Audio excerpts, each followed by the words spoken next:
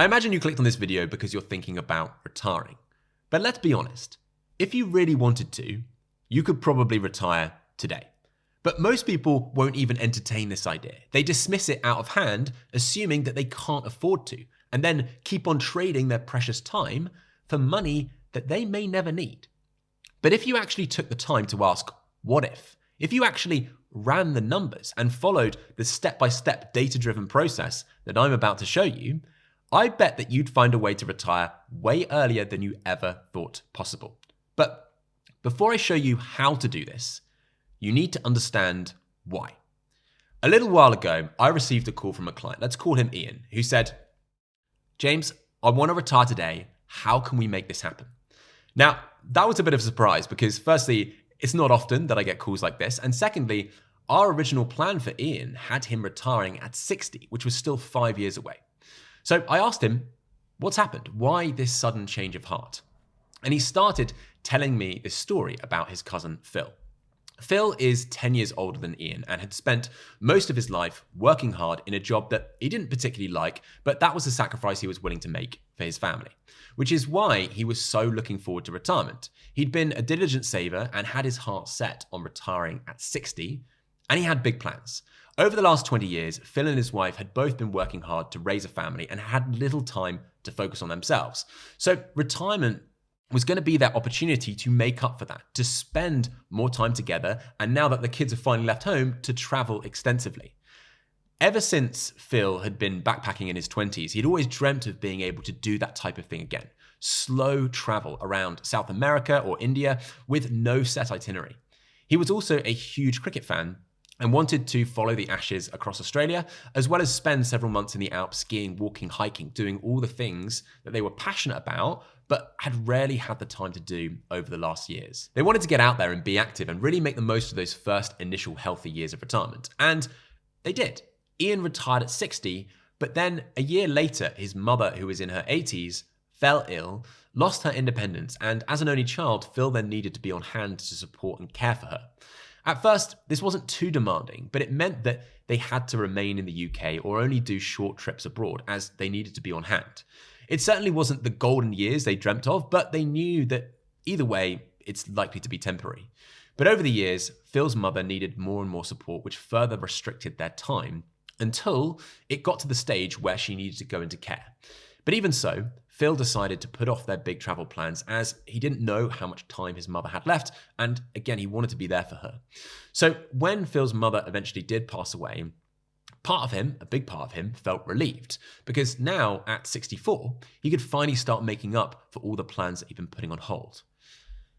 But unfortunately, then 6 months later, Phil himself was diagnosed with a serious illness. That means that now, unfortunately, he has had to put his plans on hold again, and this time it could be indefinite. When Phil called Ian to tell him about his diagnosis and how he was feeling, his parting comment to Ian was, "Don't let this happen to you. Don't keep putting off your dreams, otherwise they're likely to stay that way." This is the thing. If you're a 60-year-old man, according to the ONS, with average luck, you have about 24 years of life left. But how many of those years are likely to be healthy years, where both you and your partner are fit and have the energy to do the things you want? Maybe 10? And then, as in Phil's case, how many of those years might be restricted by needing to support your parents or other members of your family? You may only have 4 or 5 years where you're fit, healthy, and truly free to get out there and be active, travel, and really hit those bucket list items. So when you look at it like this, if you can claim back even one more year, retire 1 year earlier, it can make an enormous difference, and it certainly would have done in Phil's case. We work so hard for so long, making sacrifices, putting off our lives based on an assumption that we'll make up for it when we retire. But there is no guarantee that you're going to get that opportunity. You've probably heard all of this before. I say this stuff in a lot of my videos, but it often takes something like this happening to someone close to you for you to wake up, to then confront your own mortality, and then finally start taking this stuff seriously, which is exactly what happened with Ian. The day after he got that call from Phil, he called me and said, "How can we make this happen?" The reality is that, of course, Ian can retire today if he really wants to. So can you. But you'll probably have to make some compromises. So the question we're asking is it worth it? You might be able to retire 4 or 5 years earlier, but at what cost? As I said, most people never even entertain this question, but as I'm about to show you, if you actually take the time to look into this and follow the process I'm about to show you, you'll probably find a way to retire, if not today, way earlier than you previously thought. We're now going to dive into Ian's specific financial situation, which will no doubt be different from yours. But the numbers are not what's important here. What's important is the principles and techniques that you're about to learn, which can be employed by anybody that's looking to retire. So Ian wants to get back 4 or 5 prime years of his life, but what is it going to cost, and is he happy with that trade? Let's start off by looking at the original plan that we had for him. At the time, Ian was 55 and married to Lucy, who was 57. Ian had £300,000 in his defined contribution pension and was making contributions of £14,000 per year. He also had £50,000 in stocks and shares ISAs and 20k of cash. Whilst Lucy had a DB pension that was due to pay out £7,000 per year from 65 and a DC pension worth £50,000. Their home was worth about £500,000 with 2 years left on the mortgage. Now, based on how they were invested, we built a model that uses conservative assumptions to project how their liquid assets, so that's everything other than property, is likely to grow from here up until the point of retirement. And then based on their spending goals, how quickly they were likely to deplete their assets. At the start of retirement, they were planning on spending £50,000 per year, or just over £4,000 per month, with that dropping to £35,000 per year after Ian turns 75. To be clear, this assumes that their spending increases in line with inflation each year, and this graph has also been adjusted for inflation, so all of these figures are in today's money. As you can see, it doesn't look too bad up until the point they get to 90 when it suddenly drops off a cliff. About 1 in 4 people will need some sort of care or assisted living towards the end of their lives, which can be unbelievably expensive. It's an unfortunate lottery of later life, but it's one that we need to plan for. So here, we've modeled the effects of Ian needing to go into care at a cost of £80,000 per year, which would clearly wipe out their savings pretty quickly. However, having spoken to them at length about this risk, they'd acknowledged the fact that if this did happen, they would need to release equity from their home or sell it to pay for care fees. So with this contingency agreed, it looked like they were on track to achieve their goals. But if they instead want to retire as soon as possible, clearly something is going to need to change. So the first thing that they wanted to understand is how much they might need to reduce their expenditure by to make this work. And to try and answer that question, we're going to use a different type of modeling. With this model, we're using linear assumptions for inflation and investment growth, which enables us to quickly see the key events of the plan and how sustainable it's likely to be. In reality, though, stock market returns and inflation are volatile and unpredictable. But if you're several years away from retirement, long-term modeling using linear projections is all you really need. But when you're on the cusp of making a big decision, like Ian and Lucy are, we use software to stress test financial plans against hundreds of different return and inflation scenarios that are based on over 100 years of historical stock market and inflation data, which shows us that if they reduce their initial spend to £35,000 and then £30,000 from 75, and assuming that they're willing to release equity or downsize if they need to pay for any care fees, this would have been successful in 88% of historical scenarios, which means that in the other 12% of scenarios, they would have run out of money, depleted their investments, unless they had further reduced their spending. We typically look for a success rate of between roughly 80 and 95%, but that depends on how risk averse a client is and how flexible they are willing to be with their income through retirement.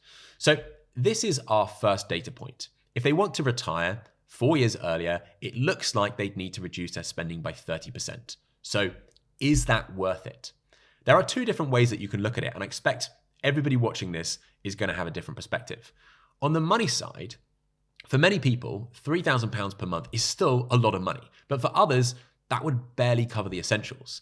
Then yes, they'd be retiring 4 years earlier, but the value of those years will be different for different people. As an example, Ian and Lucy's children have left home and both of their parents are still healthy and independent, which gives them freedom to really capitalize on these years. But if your children are still at school, or you have other commitments that tie you to home, or you have career goals that you still want to achieve, then getting this time back may not be as valuable. However, the initial problem that Ian and Lucy had with this question is that they couldn't quantify the difference in quality of life that these two sums would bring them. I have some clients who track their expenditure meticulously, whilst I have others that only really have a rough idea based on how much they're able to save, which is understandable. They're busy people working hard, running households, so keeping track of spending may not be a high priority. But it's at times like this where it's essential to understand exactly what you're spending and how that is likely to change, so that you can then come up with an accurate idea of how much you'd like to spend in retirement and the quality of life that that could afford. So Ian and Lucy went away, did their homework, and it turned out that they were currently spending £4,450 per month, or £54,600 per year. However, within the next 2 years, their mortgage will be paid off and they'd no longer have these costs associated with their children.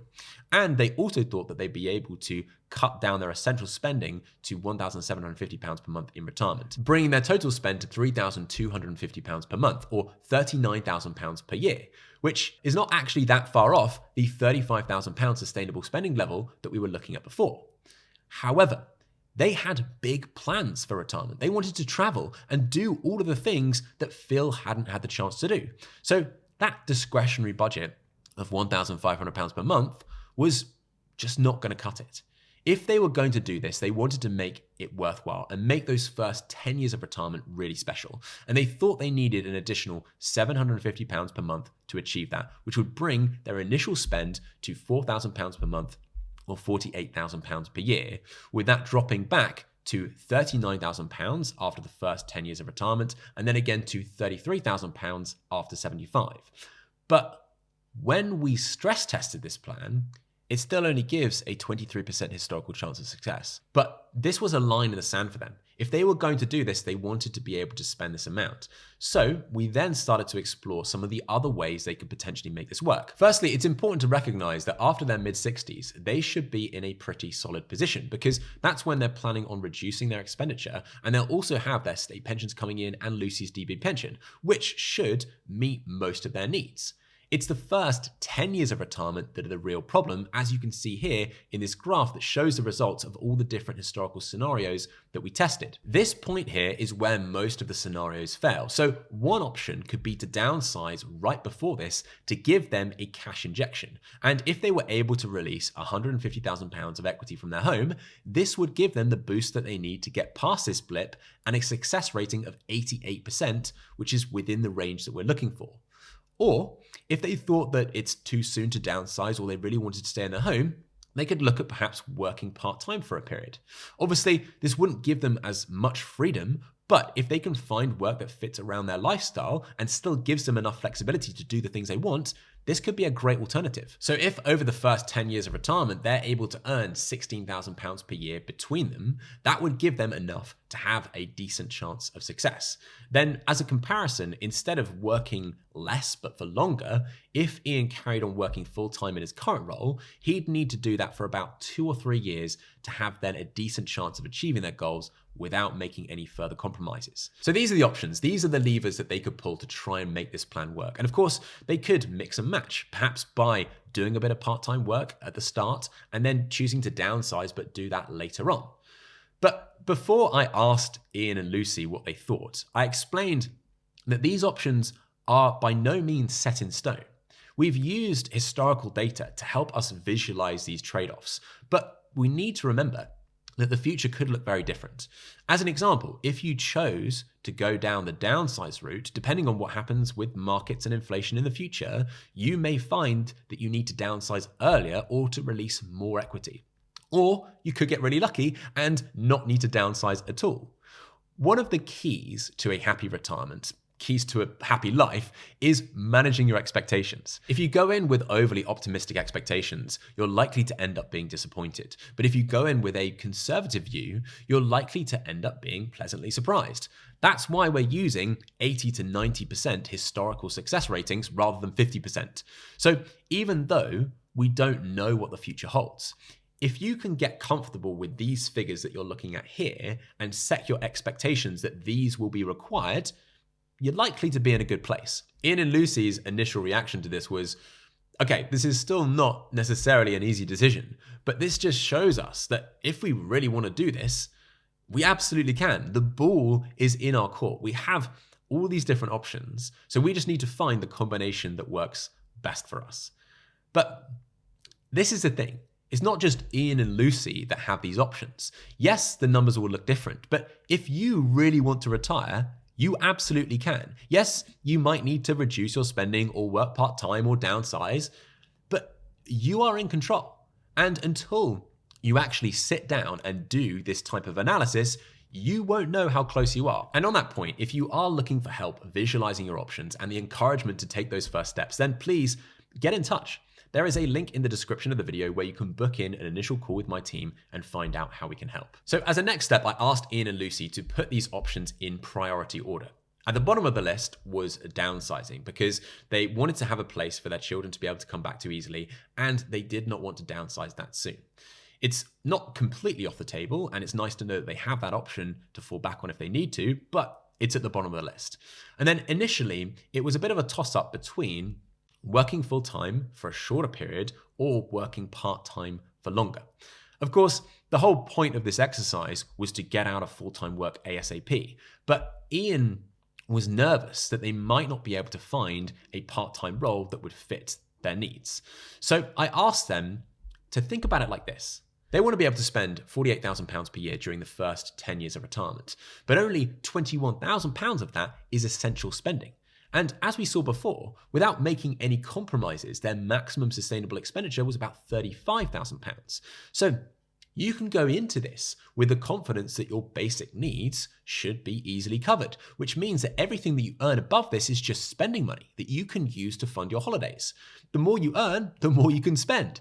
You are in control and you shouldn't feel the pressure that you have to work. From my perspective, I thought Ian had a very transferable skill set and would probably find a new role easily. But when you're the one sitting in the hot seat having to make a decision about leaving a well-paid job, that's not always so obvious. So I said, instead of thinking about this as a one-way road into retirement, which it's not, let's reframe this as a sabbatical, a break from work to test what retired life is like before you fully dive in. Even speak to work about it, because who knows, they might even let you take a sabbatical.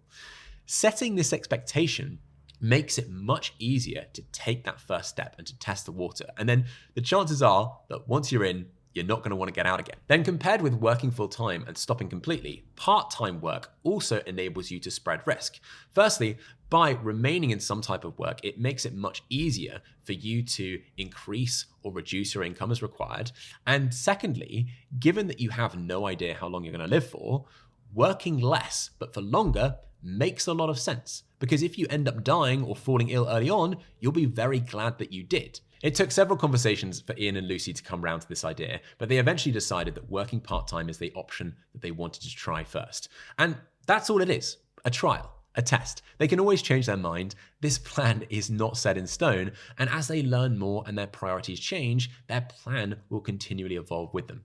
And if you too can take this process of using data to help you make better decisions and an attitude of curiosity and flexibility into retirement, you're likely to be very successful too. If Phil had not fallen ill and given Ian that kick up the arse, they may never have realized that they had this opportunity sitting right under their nose. And maybe there's an opportunity sitting under your nose too. If you found this case study useful, I suggest watching this video here, which is another great example of this process in action. I'll see you there.